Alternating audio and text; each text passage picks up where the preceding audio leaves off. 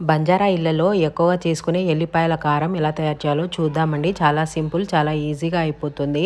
మీకు ఓపిక ఉంటే రోట్లో దంచుకోండి, లేదంటే మిక్సీకైనా వేసుకొని పొడి చేసుకొని ఒక డబ్బాలో స్టోర్ చేయండి. ముందుగా 50 గ్రాముల ఎండుమిర్చి తీసుకొని కాడలు సపరేట్ చేసేసి పొడువుగా అయినా అడ్డంగా అయినా చీల్చేసి లోపలున్న గింజల్ని ఈ ఎండుమిర్చిని సపరేట్ చేయండి. ముందుగా ఒక స్టవ్ మీద ఇనుప కడాయి అయినా ఏదైనా మీ దగ్గర నాన్ స్టిక్ కడాయి అయినా ఉంటే పెట్టేసి 2 డ్రాపులు ఆయిల్ వేసేసి చూపించిన విధంగా స్పూన్తో కలుపుతూ ఎండుమిర్చిలని బాగా గోల్డెన్ కలర్లో ఫ్రై చేసేసుకొని ఒక బౌల్లో తీసుకోండి. ఇప్పుడు గింజల్ని కూడా అలాగే వేసేసి స్పూన్తో కలుపుతూ ఒక డ్రాప్ ఆయిల్ వేసేసి గోల్డెన్ కలర్లో వేయించుకొని బౌల్లో వేసేయండి. ఇప్పుడు ఒక టీ స్పూను ధనియాలు వేసేసుకొని ఒక చిన్న టీ స్పూన్ తోటి కొంచెం జీలకర్ర కూడా వేసేసి కుప్పెడు కరివేపాకు, క్లీన్ చేసి పెట్టిన కరివేపాకు కూడా డ్రై రోస్ట్ అయిపోయే వరకు లో ఫ్లేమ్లో చేయండి.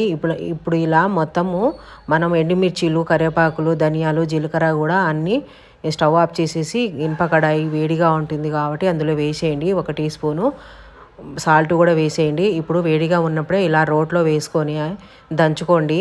మీరు మిక్సీకి వేసే వారైతే చల్లగా అయ్యే వరకు వెయిట్ చేయండి. నేనైతే ఇలా చేసుకుంటాను.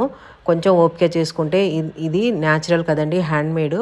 బాగా దంచేసుకొని బాగా మిరపకాయలు లోపల గింజలు కూడా మెత్తగా పొడి అయ్యే వరకు దంచుకోండి. 1-2 ఉంటే ఏం పర్లేదు. ఇలా దంచుకున్న తర్వాత ఒక ఫుల్ ఎల్లిపాయలు కూడా ఇట్లా మామూలుగా పొట్టు తీసేసి దంచేసుకొని మరోసారి సాల్ట్ కూడా చెక్ చేసేసుకొని బాగా దంచడం అయిపోయిన తర్వాత ఒక డబ్బాలో అయినా స్టీల్ బాక్స్లో అయినా స్టోర్ చేసుకొని పెట్టుకోవడమేనండి.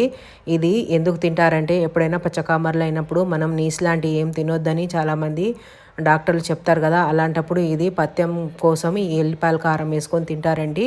ఇంకా వేడి అన్నంలో కొంచెం నెయ్యి వేసుకొని సరిపడా కారం కూడా వేసుకొని తింటే టేస్ట్ అయితే అమృతంలాగా ఉంటుందండి.